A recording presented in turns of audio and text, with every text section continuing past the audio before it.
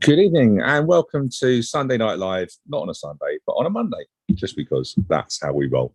We've all passed our fitness test for this evening, and we're joined by Robert Boyce and George Jones, and also Nick, but not necessarily in person. So let's just quickly have a word from our basically our esteemed host on the podcast. Hello, and thank you for downloading the podcast. Now, before we get on with this week's show, you may have wondered about those brand new, stylish-looking blocks of apartments that surround our new stadium at Plough Lane. Well, 181 of those apartments are brought to you by Catalyst New Homes in a development known as The Switch.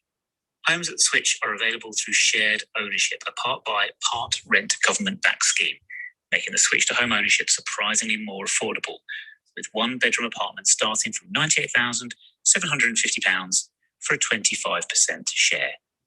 Take watching at home to a new level. With pitch views available, as well as high specifications and excellent transport links, don't you think it's time you made the switch? Visit the switch sw17.co.uk for more information about buying a home with Catalyst New Homes. There you are. Do you know what? Nick's always with us. But I have to say, right, when I first heard that advert, I thought that was quite cheap for a place until they said 25%. And I was like, wow. But yeah, do you know what? Those places are great. They're, and this is not me selling, do you know what I mean? Catalyst can sell their own stuff, do you know what I mean? And very well, but they look amazing.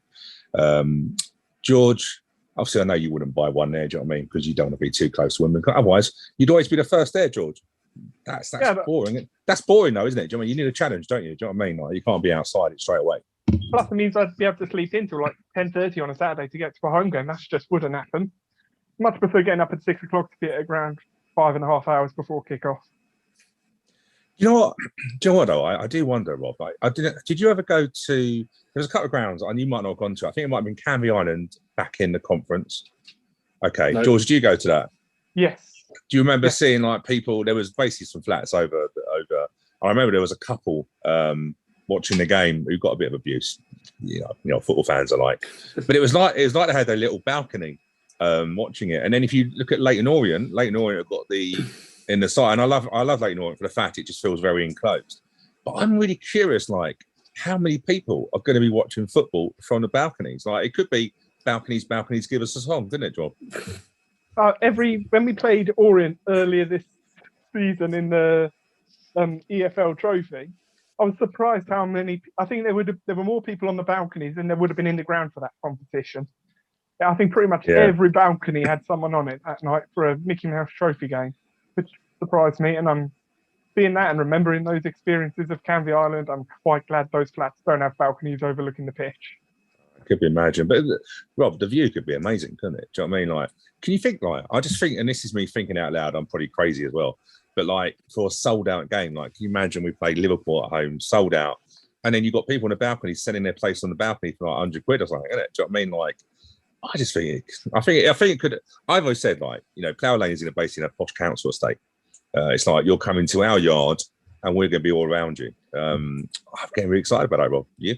Yeah, I saw some videos doing the rounds on Twitter, I think it was, of the builders taking videos from inside the apartment, looking over the ground, and it really is a spectacular view. And you kind of picture, you know, a Saturday 3 p.m. kickoff, sold out house, you know, stadium rocking. It would be really good if you're a football fan. You know, they're enjoying it until, you know, one day we decide to build the stands up and they can no longer see over the ground. So yeah, you're right. They'll enjoy it for the next 5-10 years, I guess. But yeah, you would have thought at least, wouldn't you? You would have thought at least. Yeah, you're right. And it's an interesting thing actually is it's opposite the camera, isn't it? So like that camera, like if people have got AFC Wimbledon's, you know, flags and stuff like that. I've gone off topic, by the way, Johnny. That wasn't what we were supposed to discuss, but it just got me. It just got me thinking. Do you know what I mean? Like, I'm going to quickly just pause. By the way, you might see loads of flashing lights in the background. It's because I'm watching the Liverpool game. I don't know if Liverpool have got tonight. They're probably going to lose again on that side, but it's the Monday night football, isn't it, on that side? Cool. So we've got quite a few people. Gary Fletcher, good evening. Bellahan, Howdy, and Hannah Kitcher. I'm surprised it's legal. Anna, what do you mean by I'm surprised it's legal? This feed, George's hair. I don't know if you can expand on that side of it. Okay. Anyway, so we're going to discuss tonight. We're going to discuss the result of Bristol Rovers, what we played then. Our home game against Rochdale, Wigan tomorrow night. And also a bit about the Broncos and anything else on that sort of side of it. So get your questions in. The Broncos chat, should be quite interesting. If you've got any questions, anything you want to discuss and raise, I think, we are going to see over the next probably couple of weeks quite a lot of dialogue and stuff like that, which I think is healthy. There's a lot of questions and we don't all know the answers on that side of it. So Hannah's just laughing at me now. Anyway, on that side of it. So 0-0. First goalless draw for Bristol Rovers at the Memorial Ground. And you know what, George, I don't know about you, but I looked at it, really struck me. I know we played him in the Pizza Trophy, but that ground ain't good without fans, is it? It looked, I don't really like Rovers fans, but it just looked empty, didn't it? I should say every ground looks empty with no fans, and the Bristol Rovers ground looks awful with fans. It's it's probably the second worst visually looking stadium in the country behind Luton. So I think it's one of those where it's, with what it doesn't really impact. Did you just say Luton? Did you just say Luton, by the way, to wind Nick up? Yeah. Oh, I can't believe you've done that. I want to make sure he's listening to this stuff. He's probably asleep though, Nick. But Bristol Rovers. I mean, it was a typical Bristol day when we were playing Bristol Rovers in the sense it was pouring down and with horrific wind, much like every other time we've been there. But it's it's an intimidating place with fans, and I think it certainly helped us that there weren't fans there, especially for that, I'd say, middle third of the game when we were under a lot of pressure. And I think with fans there, maybe Bristol Rovers get a goal, but it was definitely a different game playing behind closed doors.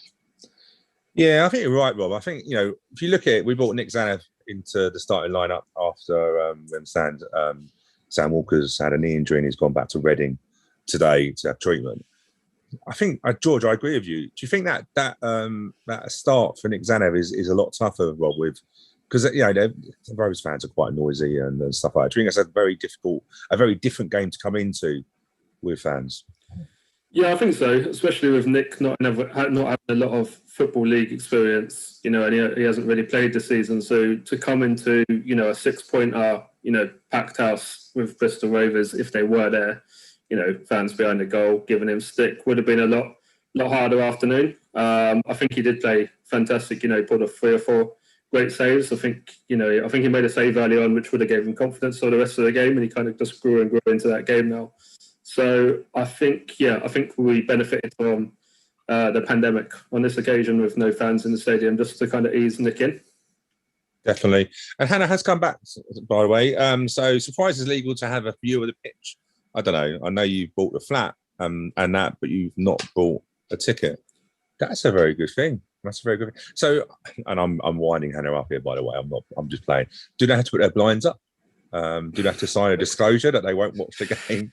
It's a very interesting point. Do you know what? I may ask the Catalyst, who obviously are sponsoring us, and just see. I don't know if anyone's seen any. George, have you looked at any brochures as it says because I don't. To be honest with you, I think Hannah's right. It doesn't actually say enjoy plough lane football, which is probably a good job as well. To be fair, what do you reckon, George?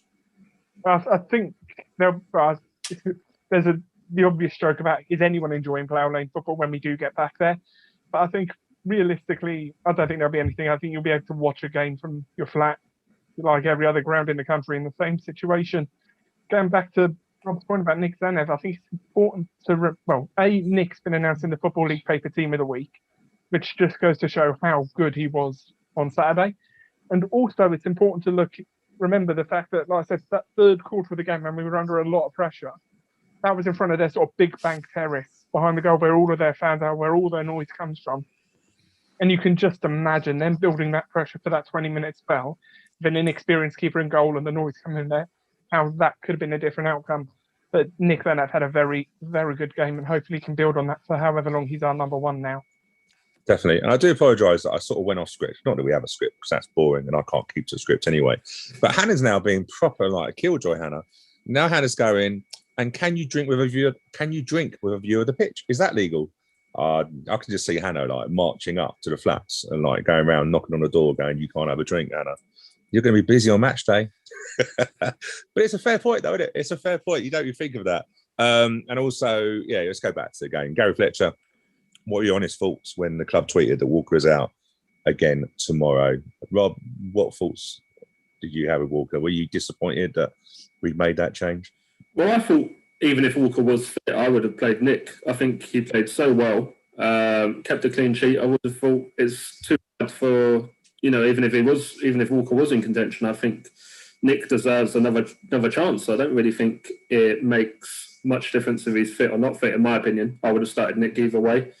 I don't think personally the fan base will be overly bothered that Walker's injured. There's mixed reviews about him. So yeah, it's up to Nick really to claim that jersey. I don't know how I feel about having two inexperienced keepers if Sam Walker is out long term, to the end of the season. That is a concern, and I don't think we qualify for an emergency loan having two keepers on our books. I think you need to have two injuries, is my understanding from reading up about it. So that's my only concern really. If Nick does, if his form drops, I don't feel comfortable throwing Matt Cox in there at his age. You're muted, Stu. Damn, sorry. I was looking at Hannah, by the way. Don't say sorry. I may wind you up. It's only me being funny. Well, trying to be funny. Yeah, she's saying we're happy that we've got to have Zanev back. Yeah, do you know, it's a good point actually, George, because we've got another development game tomorrow against Stevenage, and we've used those games, and Zanev's got a couple of games in, which has helped him. I wonder what we're going to do tomorrow in that case, because you're right, Coxey's going to be on the bench. I know we've got quite a lot of goalkeepers. But I thought Zanev done really well. Everything he had to do at Bristol Rovers, he'd done well. I think there was only one case when I think he fumbled, didn't he, George? But on the whole, I don't know about you, but I felt reasonably comfortable with him in goal. Yeah, Nick had a very good game. I think mixed reviews is the best way to describe Sam Walker's career with us over the last sort of 2 months since he joined. But I think Nick had a very good game. He had, he had the one cross which he didn't handle at the first attempt, but that was when he was jumping through a crowd of players and ended up sort of 6 foot off the ground, stumbling on top of Darnell Johnson. So I don't think anyone can particularly blame him for dropping that one. I thought he had a very good game, and it goes to show how important these development squad matches are for players, even goalkeepers, to just stay sharp, get minutes in, so that when the opportunity does come for them to jump into the first team, they're able to do it in a manner which gives them a chance. Because let's be honest, 2 weeks ago, no one was talking about Nick Zanev being our number one. Realistically, a couple of people thought we should drop Walker, but they weren't saying promote Zanev. Now we've got a genuine conversation about who our number one is, at least until the end of the season. And that's really good. And that just shows how good a platform the development squad matches are and how important a good games program at that level is. Yeah, I agree. We spoke about Brentford before, where Brentford play a lot of friendlies and organised friendlies. I know we're not in that level yet, but it's not close. It's not far away from that. And yeah, I think, and let's not forget, Zanev had a loan out with Sutton, didn't he, last year? Who rated him highly. And Sutton are knocking on the door of the Football League, which is madness. And I see today they've taken the option of a loan potentially to change their pitch from 3G or 4G, whatever it's called now, 5G. I don't know. I get confused with G's. Like, is it a phony signal or is it a pitch? But yeah, I think they're looking got odds on to be in the Football League. So yeah, the other changes were we had Karen Riley in for who did he replace, George? I've just forgotten now. Longman. That's the person. Yeah. I forgot. I knew it was somebody. And then we had Nightingale back in for Hennigan. Yeah.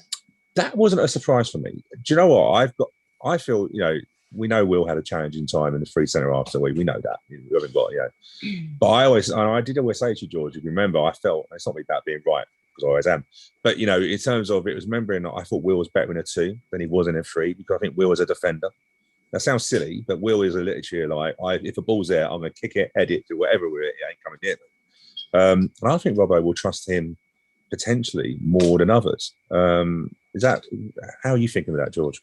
Yeah, I think it's, trust is a big thing for Robbo. Robbo was obviously 18's manager when Will was coming through and has worked with Will a lot over the last decade. so it's not surprising he's a player we trust. But I think also it's the options now of when we're playing two centre backs, we've got so much depth there. You know, you've got Will, you've got Ben Hennigan, you've got Darnell all ready to start already. You've got Paul Kay, who I think in a two is a good option as well. We've got Terrell Thomas on the comeback.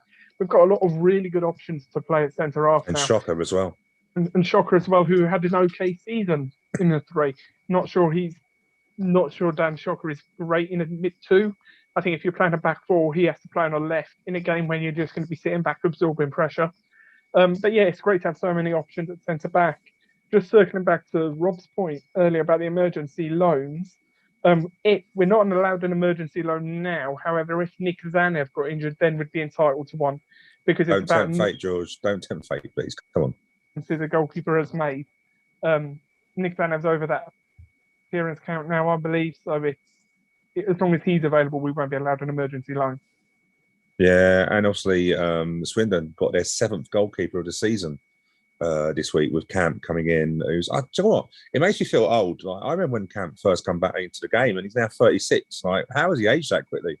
The Swindon season does have a very much our Ryman Premier League season feel when they've got a different goalkeeper every week turning out for them. Yeah, you're right. So they've also got their 7th goalkeeper with Conor Truman going back to Birmingham City, who now have they have a new manager because they sacked their manager again. Not again, but I think Birmingham sacked most managers on that side of it. So let's go through the game. First half, quite a few saves. I'll say we weren't a massive attacking threat. But Rob's second half definitely changed, and it was interesting. I was watching the interview that's just been loaded up on YouTube, Rob Turvey, and saying that they don't call their subs, they call them the finishers. So that's what we're going to use from now on. All substitutions are finishers, and I'm going to chat with Nick. I'm sure there must be a special move or something in WWE that we can relate that to. So the finishers that come on big time made massive changes. Longman come in and made a difference straight away, Rob, didn't they? Yeah, I think over the 90 minutes, I think a draw is a fair result. I think they were edging the game for the first hour, 70 minutes, but I definitely think when Longman and Palmer came on, they really changed the game for us. And talking of finishers, if Palmer had his finishing boots on or his finishing head, he could have nicked the goal. I love it. 1-on-1, didn't he? And that cross was just a touch too high for him. And we also had that penalty shout, in the last 20 minutes as well. So, last 20 minutes, it looked like only we were going to go on to win that game. But prior to that, Nick did keep us in the game, made 3 or 4 saves. So I think over the course, 0-0 or draw, even a score draw would have been a fair result. No complaints from me. But yeah, I definitely think Longman and Palmer changed the game, and I'd like to see us start a bit more attacking tomorrow night, because I just think we're getting to the stage now where draws aren't really worth much. It's kind of, win or bust at this stage of the season. So I'd rather play 2 up top. Yeah, great. And George, just very quickly, that Longman chance. Well, there's 2 things I want to discuss, actually. The penalty, I was a little bit harsh. You thought it was a penalty. I thought it wasn't. However, there was I don't think it was Robbo said it, but he made a very interesting point, whoever did say it, that the referee was giving those sort of fouls all day long, wasn't it? And we did a lot of fouls. And I've looked at the fouls, 18 to Bristol Rovers 6, 4 bookings, and no surprise that Alex Woodyard, again, is in the book. I don't know why he just doesn't give his name to the referee and says, look, John, I just use it when you need it on that side of it. But, the Longman chance, I was quite disappointed, because I thought he could have gone and put the ball in earlier. And in the end, I felt he got too close to the keeper and made it more difficult than what it was. What's your thoughts on them, George? But I mean, a lot of questions there. I think starting off with the penalty. I know, sorry, I just rambled. Sorry, mate, you go. The penalty, I think it was the Stonewaller. I think we've all seen them given an awful lot. We've seen ones a lot softer than that, given by 4 round against us already this season. So for me, that has to be a penalty every day of the week. In terms of the Longman chance, I think it probably was. He should have done better with it, but I can't help it. Longman seems to me to be that type of player in the similar mold to Adi Aziz, in the sense of once he gets in the penalty area, he wants someone to foul him. And I can't help but feel, because I can't help but feel that's what he was going for. He was waiting for a little ankle tap or something to give him an excuse to go down to get a penalty. And I can't help but feel that's what he was trying to do there. And by the time he realised that wasn't happening, the ankle was too tight and he didn't really have an easy opportunity. I think going back to what Rob was saying about, getting more attacking, again, comparing Longman to Aziz and, Palmer to Bayo, what we had in the promotion season when Aziz and Bayo came on for the last 20 minutes, half an hour of a game to cause havoc. And I think that's what we need to revert to. Keep it tight for 60, 70 minutes, and then bring on Longman out wide, bring on Palmer into the middle to play alongside Pig, and just give you some more energy, some more attacking options to try and dominate those last 20 minutes. Because we didn't really look like conceding for most of the sort of 60 minutes before. They didn't really have any clear chances. So I think we're in a position where if we can keep games tight for 60 minutes and then just attack with a load of energy and a load of sort of aggression in the last 20 to try and get a goal late, I think that's our best option. So I wouldn't be too disappointed if we see Longman and Palmer on the bench again tomorrow night. Yeah, and there's been a few questions actually. There's quite a lot of questions actually coming through. So we will, and a lot about Giga and Palmer. So we will discuss that in the sort of second half of our show. In terms of subs wise, the finishers actually is probably what it is, because if you look at the subs, 65th minute, 73rd minute, 83rd minute, we only made three on Saturday, and not the five. Nick and I discussed on the podcast last week about Barnsley. I've been really interested in what they do, and they use five subs every game, and what they do is basically to change the game. It's like they put not all five on at the same time, but they regularly change their three to make sure that their three can press, and they won at Bournemouth on Saturday, which tells you they're doing something right. Do you think, in a way, I've been really impressed, Rob, with the subs that Robbo's made and how he's made. Are you happy that he's doing that? Do you think it's a game of like keeping possession, keeping control, and then blitzing them? Because George is right. In the days of Aziz, Bayo, Lyle, Tom Elliott, we did that. We sort of did that, didn't we? 2 off, 2 on. And really, in the last third of games, we were dominant. Well, problem for me at the moment is we can't do 2 off, 2 on, because we've only got, is Longman a winger or a striker? Debatable. So you can't really do, Palmer on. I do feel like Pig's a little bit isolated. I do like Robbo's subs. I always felt like Glyn left it very late to make changes, and Robbo has definitely been using 4 on 5 subs. I was quite surprised on the weekend not to see Ayub given a run out. Maybe do a double change when Palmer came on, or even potentially Luke O'Neill. I kind of feel with Palmer coming on, is it best to for his crossing ability. So I would have actually, not a criticism so much, but for me personally, would have liked to see maybe 4 or 5 subs used. Maybe Ayub come on and just come on a little bit earlier as well. Because the subs come on the 65th minute, 73rd, and 83, and I kind of feel sometimes that breaks up the game a little bit. I'd like 2 or 3 to come on at the same time, but I definitely like the fact that Robbo's using more subs, and it definitely can be used to change a game, or the tide of a game, being able to change half your squad. It's interesting. In fact, Barnsley have been doing that. They've won 9 of their last 10 and drew the other. So it goes to show, if the what do they call them, the stat science people are looking into that side of things. Chris, be interesting to see what he thinks of it in performance-wise. But the 5 subs have changed it, George. I know you want to come in. The 5 subs have changed the game. And I remember we discussed this when it came in early season. It will change games massively. 2 extra subs and the way it's done. I suppose, realistically, it's another way of adapting.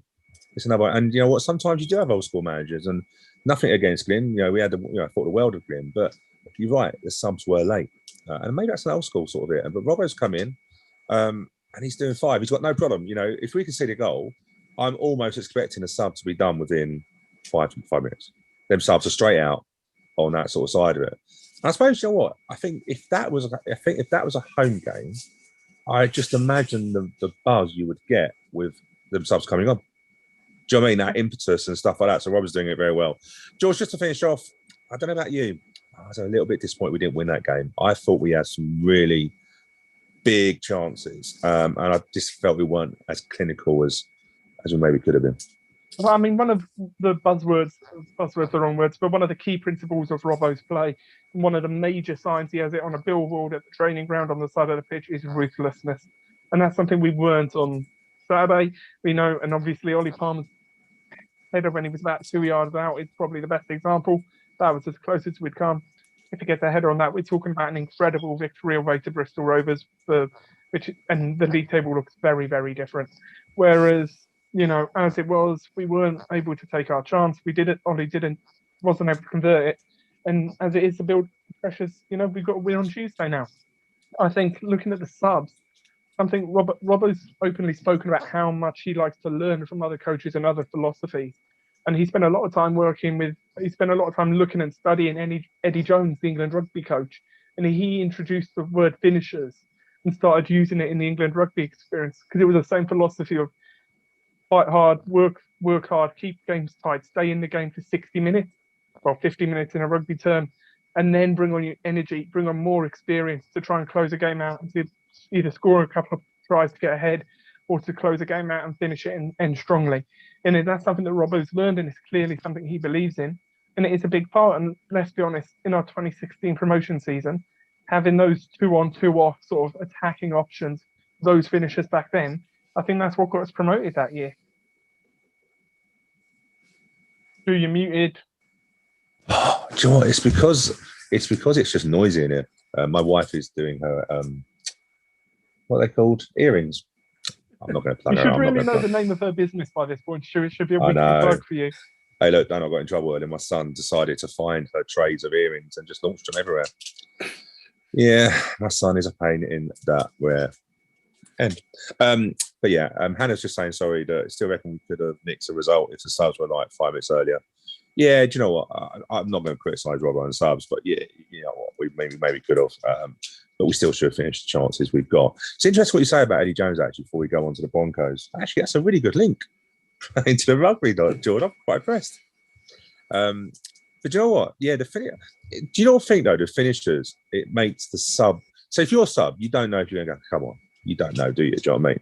But if you're a finisher, it's actually a mindset sort of thing. It sort of means that you're going to be used. Yeah. Am I right thinking that? Well, it means you're going to be coming on to be used, but also it's if you think of the word substitutes, it makes you think you're a backup. You're not really involved. You don't have a big part. Whereas finisher, that's just saying you've got a big part to play. You've got massive responsibilities. The result will determine on your performance. And it's just that mindset of making sure, even if they're sat on the bench, they're involved. They feel involved. They feel like they've got an important part to play in the match. And that just means they come on and they give 120% because they're motivated. Oh, yeah, 100%, they've got fire in their belly. You can't give 120%. It doesn't work, George. 100%. Yeah, I'm going to get in trouble for that one. But you might do. Cliche. You might do. But yeah, Rob, what's your thoughts on that? Joe, should we change it now in the program? Shall we speak to this club and go, you can't put subs anymore. It's got to be the finishers and put some sort of like WWE reference to it. I'm all for it. It's interesting. I've not heard. I didn't know about the Eddie Howe link, and obviously I know Robbo does have ties in with him. We saw him come down to the training grounds. But it definitely does sound like a more of a key role, isn't it? You're coming on to finish the game, your important role, rather than just we'll give the subs a run out type, attitude. So it's interesting that I haven't actually had a look at Rob's interview yet. It's on my to-do list, but yeah, it's interesting. I'm looking forward to listening to that and hearing a bit more about that side of things. And do you know what? Just finally, I have to pick. Maybe I'm going to speak to Rob about this. I'm definitely going to get to speak to Rob Turvey. He said about doesn't look at the league tables. I find that so hard to believe. Like, because human nature is about being curious, isn't it? He said he hasn't looked at the league. I'm not saying they're lying because I wouldn't say that, but I find that. Could you do that, Rob? Could you play in it and then not go, I don't know if we're bottom or not?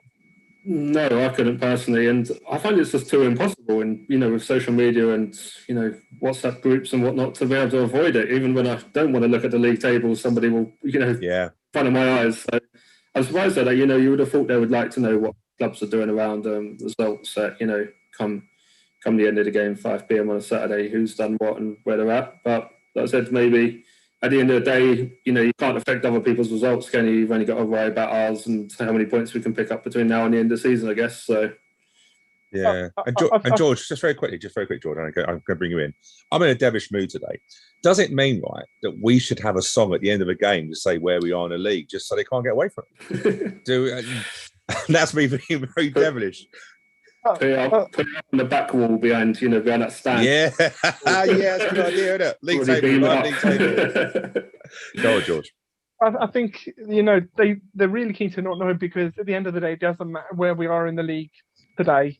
It doesn't matter where we are in play. It doesn't matter what the results of the other teams are. We know what we need to stay up. We know what points brackets we need to be staying up. We know how many points we need to get there, and that's all that matters. It's just heads down, focus on what we do. Because if we achieve our aims, if we do what we need to do, then it doesn't matter what Rochdale have done, doesn't matter what Wigan's done, because we've sorted ourselves out. And the second you start looking at other teams, that's when you start putting dependency on them. And then as far as, we shouldn't be relying on Wigan losing. We should be saying, we're going to go out and we're going to look after ourselves and we're going to get 55 points and be safe. We shouldn't be saying, we'll get to 48 and someone else will drop instead of us. It's focusing on what we can do rather than starting creating that mental dependency on another team.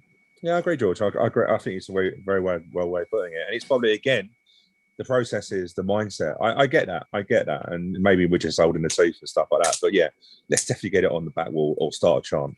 I wouldn't do that type set role, to be fair. I'm sure he'll be laughing with that. Okay, so the Broncos. We had a temperature test earlier last month, didn't we? And now there was an announcement there's going to be an SGM on the 31st of March with a 7:30 start. George, is that right?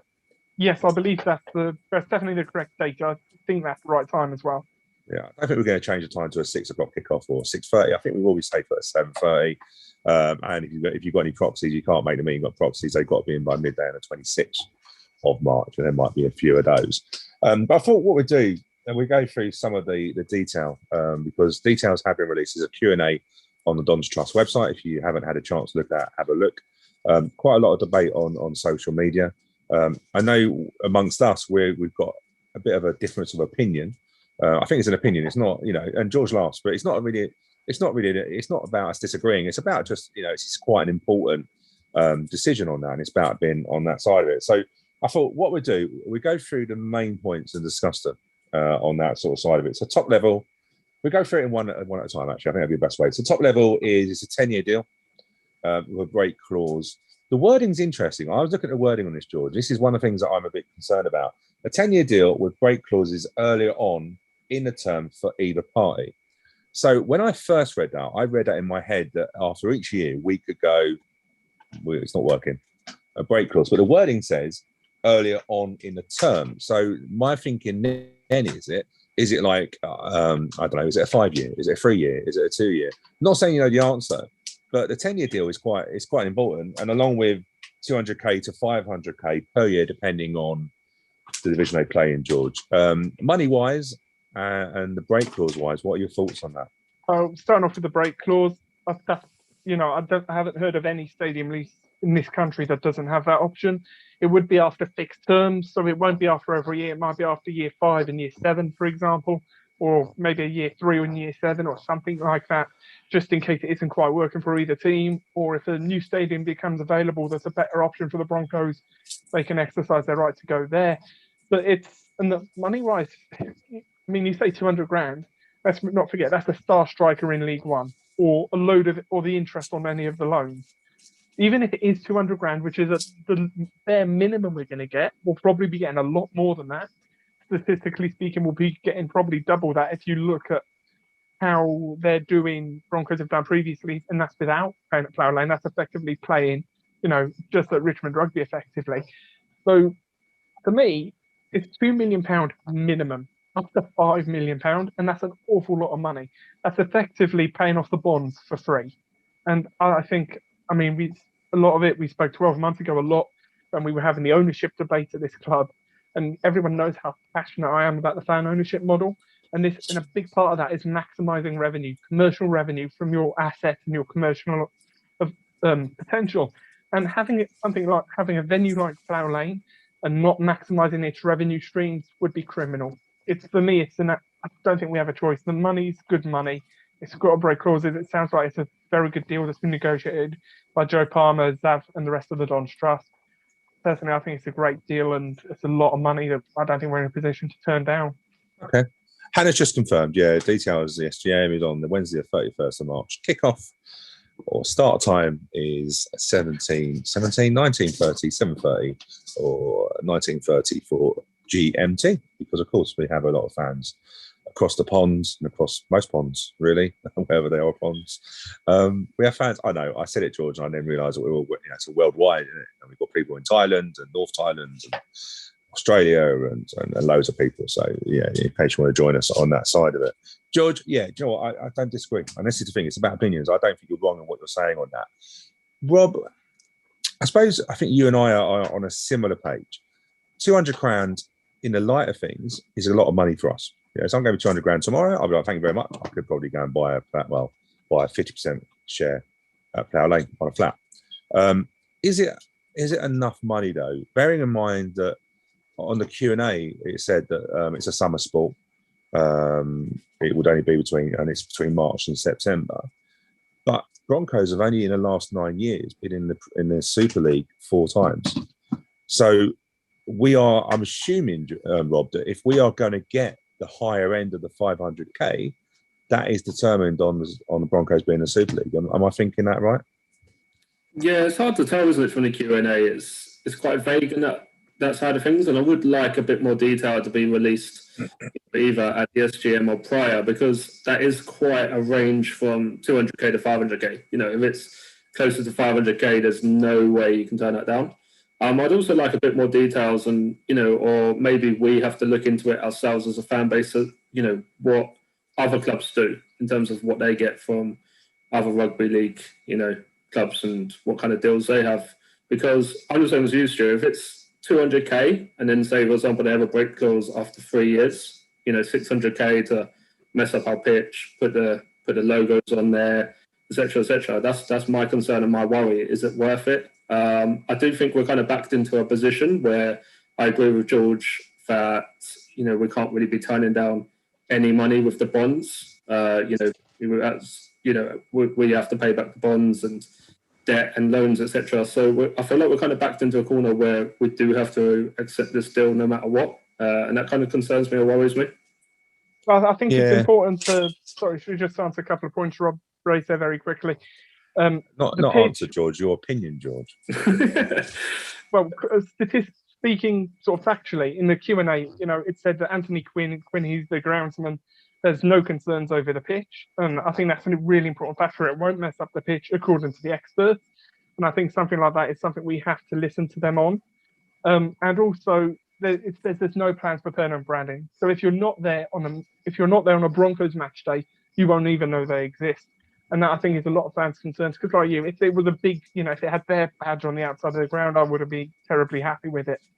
But with no permanent Broncos branding on it, so you don't know they're there, with the pitch, us being assured the pitch is going to be looked after and it's going to be in as good as condition as it can be. Again, I think these are concerns that are understandable, but I do think it's important that, the experts are saying that's not going to be a problem, and I think we have to trust them. And you're flying ahead, George. We haven't got to permanent branding. You're right. You're on that sort of side of it. Rob brought up the branding issue. Yeah, no problem. We can always come on to that. Just very quickly, also, we've got quite a few people who are listening in. Please feel free to express your opinion, concerns, questions. I'm not saying we're going to be able to answer them, but we can certainly discuss them on that sort of side of it. It's interesting. One of the things, and you said, George, and it's an interesting thing that you say that we have to maximise Plough Lane, and I don't disagree with that. But we have not even moved into it yet. So I know definitely some of the people that I know have sort of said, we've not moved to the Plough Lane yet, and already someone else is going to be taking it. And it's like having, I suppose, a new house and you renting it out early on before you get your own sort of feet in the door, isn't it? That sort of side of it. So I know in terms of test games, so I know we've got the first full house will be potentially a pre-season game in July. So we will see that. But the permanent branding, there is a line that worries me a little bit, and I would like to get a bit more detail with it in terms of nothing is planned currently to be permanent. So I agree with you, George. Electronically we can have, I don't know how bright their things are, but in the ground it could be quite interesting on the electronic advertising. But yes, we can put a badge, we can put stuff on there, but that little word has concerned a few people, because I'm not saying we are going to it, but if we are, would there be a vote on it if it was going to be permanent? There's a few questions on there, George, isn't there? So I think that's where I think a few people are coming in from. I think that's just to give the Don's Trust wriggle room for the future. Personally, if there was, I think it's purely in case Broncos said we want to give you £10 million or £30 million, for example, to put your badge on the stadium. just to give us the option of doing that without being forced into saying no. I do think it's something that, if there was to be anything permanent, I do think it needs to have a separate vote at some point down the line. Would you agree to that, George? In your, just very quick, and I'm not trying to pull you out. Would that interest you? I think it would depend. That would purely come down to how much money, in addition to whatever the flat rent is. So if said they wanted to put an extra £1 million to put their badge up, then I'd be interested in it because that's a lot of money. Yeah, Rob, what would you? Permanent side of it. I agree with George. It comes down to money for me at the end of the day. Sure. Okay. George, summer season. So my concerns are a bit about the pitch. And I'm not going to go against. I'm not going against an expert. I don't know much about a garden. I can't even cut the grass, so let alone trying to make sure it stays there. And we interviewed Anthony Quinn, didn't we, on Baxter Lane? Very, very enthusiastic guy. I really liked him, and I've got no reason to disbelieve him. However, there must be a concern in terms of the season. We've been told it's a summer league. That's not necessarily, because summer for me wasn't March to September. The league starts on 19th of March. Last game is 20th of September. I believe they're played on Sundays. So, if we're going to, my thinking is, and it's not this is not me just trying to score a point on anything, but Robbo has said that he wants to get the best quality loans, and that will be based on our style of play, which obviously needs a decent pitch. I just don't want our pitch being affected because it's like a carpet, and it could be. We always said many years ago that Kings Meadow was great when it was a rubbish pitch because it actually helped us.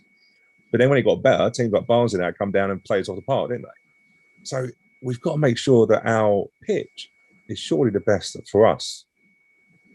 Yeah, but I think the pitch, this is a situation where you just have to listen to the experts. Anthony Quinn, when he came on, you could tell how passionate about it. Big time. I asked him a question, didn't I, George? Remember I asked him a question and he told me all about the 4 layers. And I'm like, why did I ask that question? I think how passionate about it is, how knowledgeable he is of it, and also how protective he is of it. So that came across during the interview. Do you think he'd put his name on something that he didn't fully believe was safe, and he had complete confidence in the surface to stay at a good level? And also, you mustn't forget, it's played over March to September, so it is a summer season. That's the same as the cricket season, and that's the summer sport. So I think that's not a sport, though. A sport isn't when you get cake at break. That's not a sport, George. No, football isn't a sport because there's half time. I think it's important. In case anyone didn't notice, I'm a cricket fan, but I think it's one of those things where it's a good pitch. I listen to Quinny. I trust him. I think the pitch will hold up fine. And also, they play 15 games, so it's 15 games over effectively max, isn't it? 15 games max over 6 months. So it's not like it's going to be heavy usage. There'll be long periods between games where it can recover, and any work that is needed to be done can be done. It's most Super League clubs do play at football grounds, so it's built into their regime that this stuff happens, or they might need to play a few away games at a certain stage to allow us to do any summer work on the pitch. All these things are completely regular for a Super League club. For me, the pitch isn't a concern because you've just got to trust the people who know what they're talking about. I think personally, people's concerns have come from looking at Brentford's pitch. They've moved into a new stadium and they obviously share. And, we've seen pictures where the pitch does look a bit cut up and there's markings on the pitch. And I think that's basically where people's concerns have come from. I don't have a lot of knowledge of pitches and I don't disbelieve Andy. I think that's just where people's concerns have come from personally, from what I've seen on Twitter. But I think if you look at, 90, I think we're probably the only ground in the Football League right now where if you look at and the pitches in a mud, sort of just patch of mud, you look at Peterborough, for example, or, any number of these clubs that, don't have any other team playing there. Even Bristol Rovers. The pitch yesterday wasn't great. Or on Saturday, sorry, it wasn't great, Nick. It was a bit bubbly still. And they don't have a rugby team there. It's one of those things where, pitches this year are just awful everywhere because of the weather. It's been an awful weather, and because of what happened in the summer, pitches weren't looked after properly. And you look at Brentford, they've had problems which I don't think are public domain about their pitch, apart from rugby stuff. So I don't think it's anyway, George, you're rambling, George. And to be fair, your arguments were all great up until you brought in Peterborough and Bristol Rovers. They were all great, and you know that because I could tell when you were smiling and you were struggling. Yeah, do you know what? Look, Peterborough had a dodgy bust water main, didn't they? So it's done the pitch, and Bristol Rovers, I don't like Bristol Rovers anyway. But yeah, look, do you know what? The Brentford thing did worry me, and you're right. You know, but we know that pitch is like a carpet, and you know, you and I have been lucky enough to be there. And do you know what? I just wanted to go out and get a blanket and get a picnic on it. Do you know what I mean? It's a lovely bit of grass. I know I wouldn't be allowed to do that, but it's a lovely bit of grass. And I just think, do you know what? If we weren't playing long ball, if we weren't playing nice, pretty football, I probably would go, do you know what? Yeah, no, it's okay. But I do. That's my concern. That is my concern about that in terms of I want it to be a carpet on that side of it. There's an interesting question which I was going to come on to actually. But for those of you who are old, like myself, when we went to Selhurst Park back in the 90s, part of the deal was that Ron Nose basically done us over. He'd done a great deal, Ron Nose. And basically we got nothing from catering or anything that was done on the match day we didn't get. And Amber Leaf was just asked that, will we get a bar and catering takings during the rugby matches? Hannah Kitcher kindly said, yes, Amber, we'll get additional commission from tickets and drinks, etc. So that was one of my things on there in terms of, you know, I think it's important that we have a really good deal and we should be getting money out of catering. I suppose there's that, in terms of what you were saying, Rob, before about detail, I get that. I suppose we have to accept as fans we can't know every detail. I suppose we have to accept that. But I suppose what I'm looking at is, you know, do we get commission? So if are they going to use hospitality? If they're going to use hospitality, are they going to pay for the staff? And do we get a cut on that sort of side of it? Because that's then when you make an awful lot of money, and that's when it is. So I don't, you know, 200 grand is a lot of money for us. And if you look at our budget, and I don't know what our budget is, let's say our budget is 1.6 or something, 1.5, then you can see what percentage of it is on that sort of side of it. But with that, for me, if someone said to me the catering, I've got no reason to disbelieve Hannah. She just put on there, Hannah, we have a nice pitch now affecting our home results. Well, we're rubbish at home, Hannah, but that's not the point. We'll get better. But she's right on that side of it. Well, we hope. But do you know what? If someone said to me, yeah, do you know what? We get commission, you know, we get all this and such, and it could go up, then I haven't got a problem with it. But to me, 200, I'll bring you in, George, I know you're itching. But to me, the 200 to 500k range, Rob, was the one that I was a little bit, it's a big range, isn't it? Yeah, that's what I mean by I'd just like a bit more detail. I know they can't go into the nitty gritty and, you know, provide all the finances, etc., etc. But, you know, there was a few questions like, you know, are they going to pay for I know George is going to want to jump in there. Are they going to pay for the floodlights? You know, are we going to get benefit from the catering, hospitality, all them kind of things? And that's just kind of where I'd like a bit more. Maybe I don't know if the Don's Trust Board could release a second part of the Q&A before the vote, perhaps, with just, you know, if people want to raise more questions, they could perhaps answer it or go into a bit more detail in certain aspects. Like I said, I respect they can't go into all of it, but it is a very big range between 200k and 500k. You know, that's between, over a 10-year deal, that's between 2 million and 5 million. So, you know, it's a colossus. It's not like George is sitting on some sort of like jumping beam or something, isn't it? Like if you could see, like George is rubbing his hands with glee, with a smile on his face, which looks really sinister. Like a witch, George. Go on, mate. I wasn't thinking you were going to use that word. But just to answer a couple of Rob's points there, it's been already answered by the Don Trust that Broncos are going to pay for the floodlights if they need upgrading, which will only be if they get into the Super League, and they will need a fairly major upgrade if that happens. But the Broncos are paying for that. The Don Trust Board have also said they will be releasing a second Q&A in answer to some of the fans' questions. And, you know, Hannah's just said in our chat tonight as breaking news that, you know, we will be getting a commission on, you know, some of the sort of food and beverage sales inside the premises, which is, you know, great news as well, because that's a major part of it. You know, they're rugby fans. I know they're rugby league fans, not union, but still it's a good chance to fleece someone. Can't fleece people, George. That's not the right. It's maximising on that side of it. Joel, and any final bit,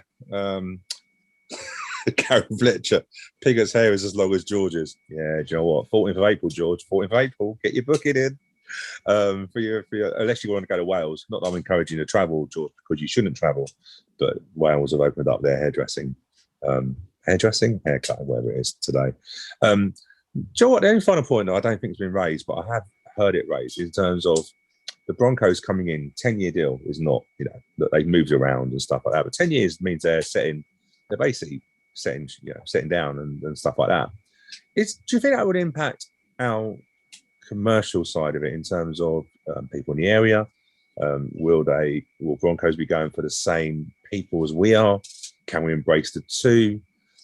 What's your thoughts on that, Rob? Because you know what? We've got a lovely new ground, and I can imagine next season there's going to be a lot of interest to see live things, just see live people. Should we be happy that we can embrace that the Broncos will help us get maybe fans that wouldn't come to football, or are they going for the same technically audience, which could impact our sort of fan base?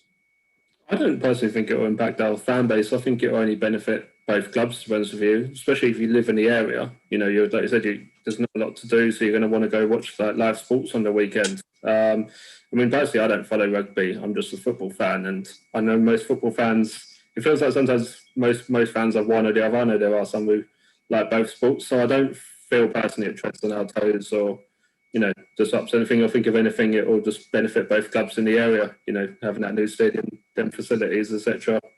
Moving forwards. George, you've got to stop rubbing your hands, George. It's hilarious. It's like I want to say to you, put the heating on, mate. You look like you're cold. Oh, George.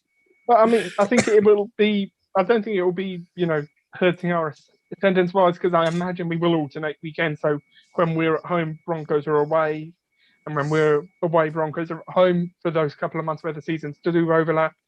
In which case you'll see, like we've seen a lot in the past with different clubs who are paired, where you'll have fans who go to Wimbledon home games and Broncos home games when we're away. So I don't think it'll hurt our home attendances or our away attendances, and it'll be a massive commercial benefit to us, because you mustn't forget there's a big increase in the number of match days at the stadium, which will have a different target audience, different people going in, and that will only benefit us from sponsorship of stand sponsors, naming rights for the ground if we can eventually finalise that. So it'll be those rights will increase dramatically in financial value to us because of the events and a different target audience entering, which broadens the appeal of the stadium and broadens the target audience attending fixtures there.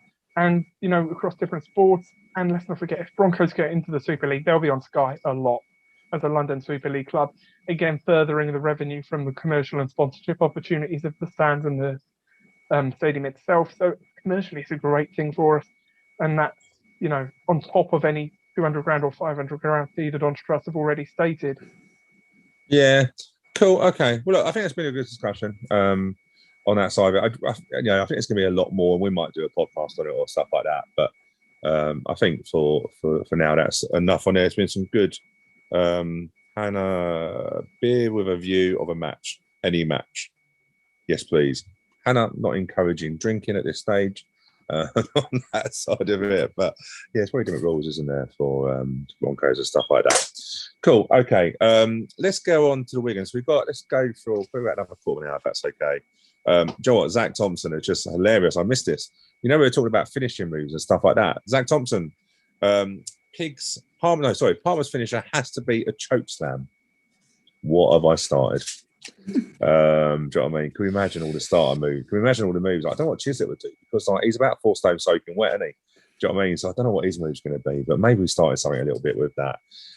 Wigan, so big games coming up. We thought we were heading into 4 home games, but that's now been changed because Rochdale cheekily have got 3 internationals. Don't know how that works with that side of it. So that's now been rearranged for April. But we go into a big weekend. Into a big week. We've got Wigan tomorrow. Wigan, do you know what? Our record isn't great. And from when we've beaten 3-2 beginning of February, Robbo's first official game.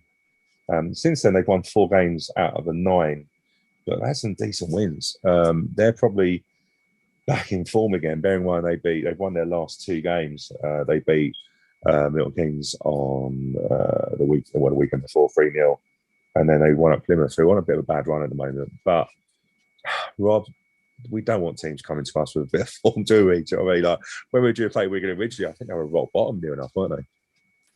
Yeah, I think when we did play them, they were rock bottom, and I think hopefully it's still quite recent. We've got maybe a psychological edge over them, but we did beat them quite recently. A couple of positives to take is that we are actually unbeaten against other teams in the bottom 5. So we've won 3-2-1, and Wigan haven't won any of their 4 matches against teams in the bottom 4 this season. So I find that quite interesting. The only bad news with that is I think we've lost about 7 of our 8 home games, but that's got to change. I'm personally more, I'm not worried by Wigan's form or what they're doing. It's like Robbo says about the 80-20, worry about us. I think at the end of the day, we've got something to build on Saturday. We kept a clean sheet. We finished the game strongly. And, if we can start fast and like we did against Wigan last time when we went 2-0 up, we played well for about 45 to 60 minutes in that game. If we can build on that, I'm quite looking forward to tomorrow's game. I don't really fear Wigan regardless of their form, to be honest with you.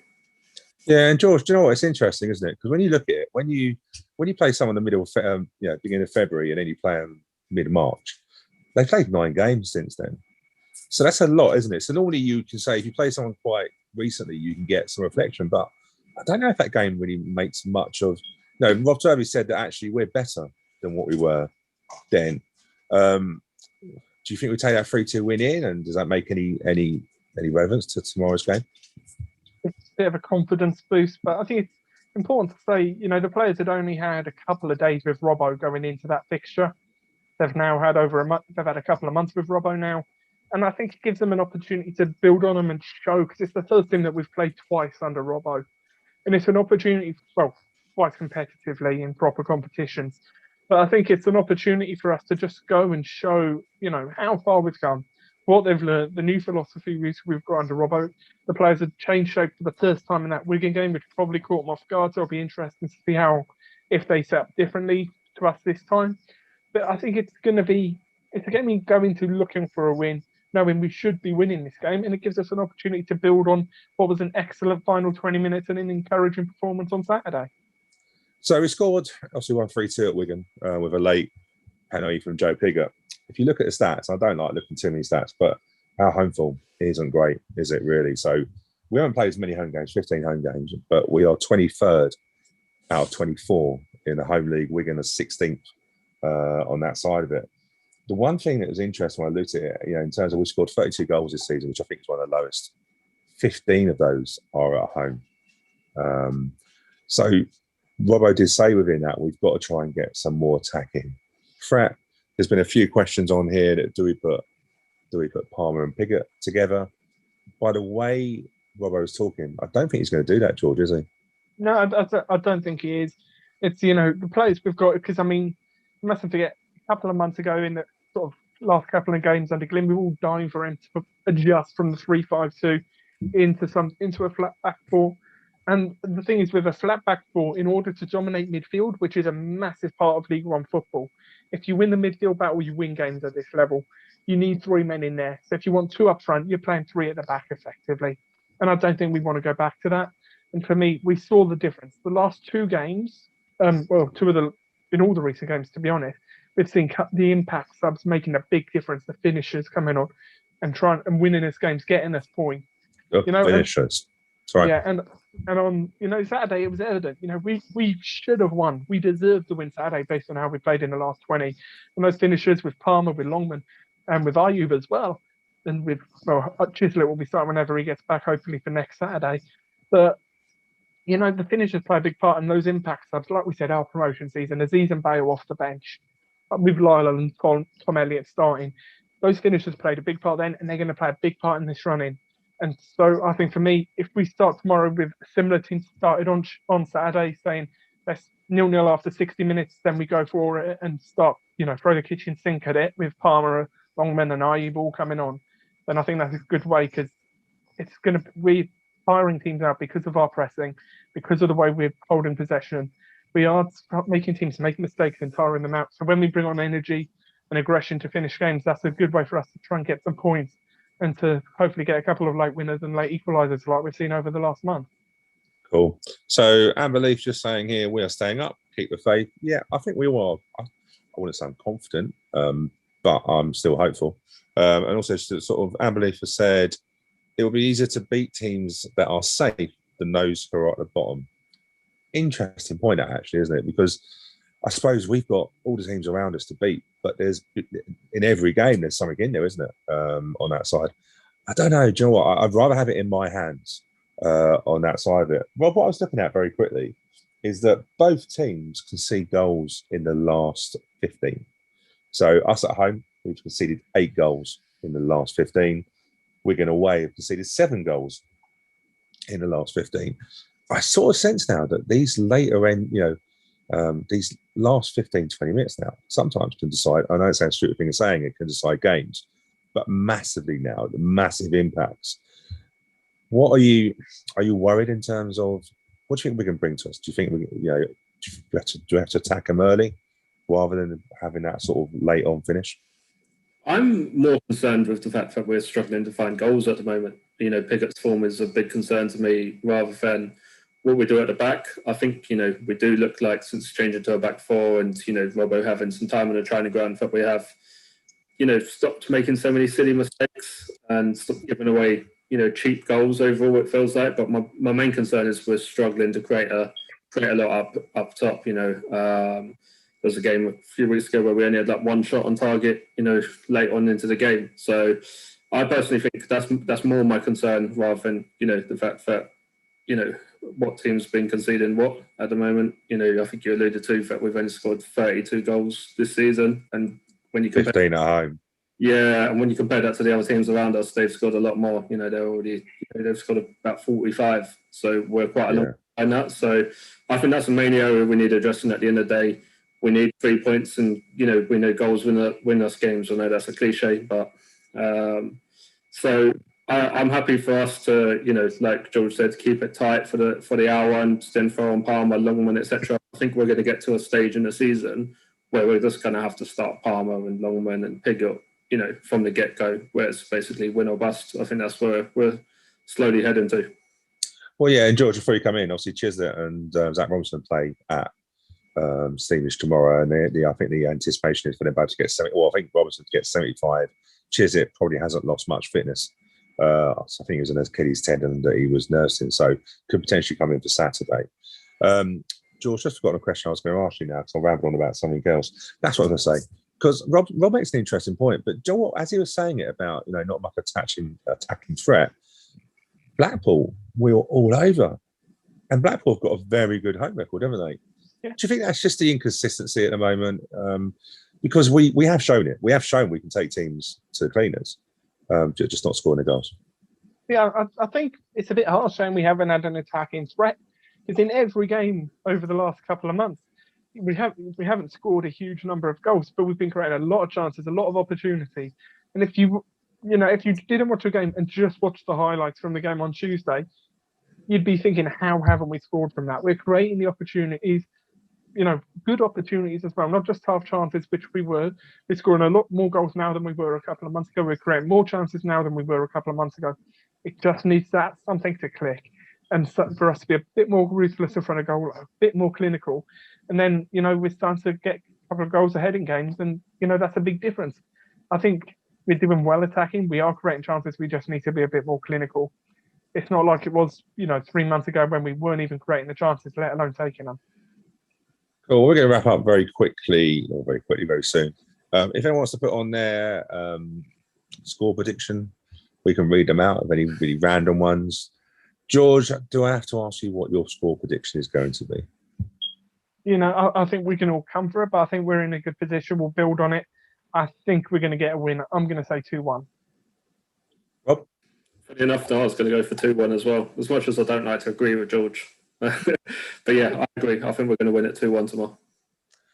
Do you know what? I just think something's going to click. I really feel that the more games we play, the more chance. And I think once it clicks, I very much, Robbo said long answer, but Robbo sort of said, in terms of habit, it's done over a period of time, isn't it? And sometimes you revert. I'm going to go for 3-0. I think we're going to really smash them. Because I think really once we start playing, I think then we'll start doing the things that we're obviously doing in training. Of course, ignore me if we lose. I won't repeat this on the Thursday podcast, Friday podcast, sorry. But that's my gut feeling. I think we're going to start clicking. I really do. I think the work on the training ground is going to start paying off. I hope it does. Okay, so before we wrap up, what we've got. So, yeah, Charlton, Lee Boyer has left Charlton, rumoured to be going to Birmingham. So that's great. That's Charlton on Saturday. So that's all we need. Go, George. I think it's important we touch on it now because if you look at Lee Boyer, how happy he was at Charlton, how confident he was there. They've got a new owner, so on paper things should be looking bright and rosy there. And you compare that to Birmingham, And you've got to think what's happened behind the scenes at Charlton to make Lee Bowyer quit a job he was like him, what a club that seemed to have been turning a corner. Go for a club in a lot of trouble in Birmingham, and let's be honest, they'll be in League One next year in all likelihood. So it's a real surprise he's taken that, and you've got to think what's going on behind the scenes that's made him take that. Because there's been no indication that he was even considering resigning up until the last couple of days. Charlton is it's been like that for years, isn't it? No one knows what's going on with Charlton today, really. But that's the thing, they've had their new owners come in just before we played them at the Valley before Christmas.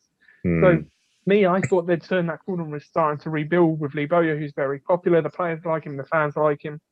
So you've got to question what's going on there to make him, abandon ship.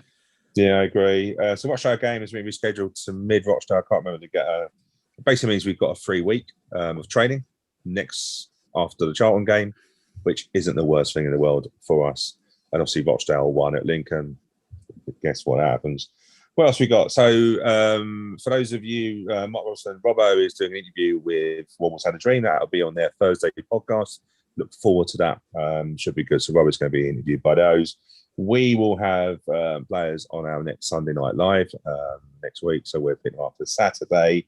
Got some podcasts coming up. We're doing some mental health podcasts. We've got some good selection of people joining us. So it's just one of the things that I wanted to do was I think mental health is massive at the moment. And I think it's going to be an even bigger problem when we go back to games because people just it won't be that bad, Stu. We are playing better football now than we were the last time we watched a game. Yeah, although we could go back to Plough Lane with players we never even saw play, and in a league we never thought we were going to be playing in. That'd be a weird one, wouldn't it? You got relegated and you haven't been there. It's like a time warp. We'll get promoted this year. We'll be in the Championship by the time we all return to Plough Lane. Look, it could be Women Insane. Imagine if our first game's against Sutton United at Plough Lane. Yeah, you just took the words out of my mouth. Yeah. Oh, mate, yeah. Hey, look, Joe, what? The last time I played them at home, do you remember when I still remember Lyle being literally wiped out by a foul. 10 feet in the air, wasn't he? I think to be fair, I think Lyle jumped after that anyway. Do you know what I mean? But wasn't that when Paul Robinson got sent off for a foul? Sargent and the refereeing that night. Yeah, but that was, do you know what? I don't think you're ever going to recreate that. But I still don't like something because of that. And also, they have a horrible kit. It's the most boring kit in the world. Like, who plays in chocolate and yellow? It's just, I don't know. Anyway, there's me well off track on that. Yeah, so we're going to do some podcasts. So we're going to do a special one. We're going to hope to launch one next week. And we have got some people from around the club and stuff like that. So I hope that helps. But, mental health, I do think when we go back, I think it will be because we've all been out of, a year locked away, and George, look at his hair. Do you know what I mean? Like, George has got some serious problems to deal with. Maybe we set up a bar. Maybe, instead of getting a McDonald's, like a two-tier McDonald's at Plough Lane, we get a Barber's George as well. Do you know what I mean? Like, just in case, just in case. That's us done. So thank you for joining us. Liverpool is still 0-0 at the moment, so I'm going to enjoy watching the second half of that. Someone's made a comment, by the way, George, about your background. So Bella Han, way off topic, is George's background an American football stadium? If so, why isn't it Kyle Field? I'm lost on that, George. Kyle Field, where is that? Do you know? Well, this is an American football stadium, and it's the home of Lambeau Field, the home of Green Bay Packers, the only fan-owned team in professional sports in America, so therefore the only team I could possibly support from American sports. So they will never move then? They will never be franchised? They're owned by the city council of the town and the membership of that club. So it's a unique in American sports. So they're the obvious team for any Dons fans looking to support an American NFL team. I like American football, but it's still an egg. It's still chasing an egg in it. Do you know what I mean? Like, I'm going to have to cut out all the jokes. If the Broncos do join us, I'm going to have to cut out. Maybe we can have a joint podcast with them. Do you know what I mean? But the egg chasers, well, dear. Anyway. Thank you for joining. I was just going to say, Stu, next time I'm on Sunday Night Live, I have to get a picture behind me. You get the memo you have, George has. I need the memo and join the club. Yeah, do you know what? This is a picture, obviously the Vinnie Jones one I've got signed. You remember we did some of the ones Ivor did these sort of nights, didn't we? We had bids and stuff like that. I just wanted a picture, if I'm being truthful with you, and I love this picture. It makes you feel old, but I'll pass it down to my son. when he would be like going, why the hell have you got a picture on the wall? Why is it not digital? Why is it not moving? Can you imagine all that sort of side of it, can't you? So tomorrow night, Bristol Rovers, Bristol Rovers, Wigan Athletic, 6:30 kickoff, George, if I remember correctly. 6:30 on tomorrow, because they like having consistency with all of these kickoff times. I get confused. I just started switching on about 6 o'clock in case they kick off any earlier than I didn't know. But don't forget, I follow those of you who got the codes in terms of for your debentures and your side of it. Matchday program is now available on digital media with some good stuff within that. So George going to say something else. Need to plug the hard copy of the program as well, available. Check the club website for information on that. Yeah, but we aren't able to do an Amazon same day delivery. So at the moment you will get that late. But yes, you're right. There is hard copies available. But the digital, if you want to read it before the game, the digital is available. Well, good point, George. That's it. Thank you for joining us, Rob. Always a pleasure. Thank you. Thank you, George. And look, good luck for the Dons tomorrow. And podcast is out on Friday, and Sunday Night Live will be on a Sunday, I promise you, next week. And we will see you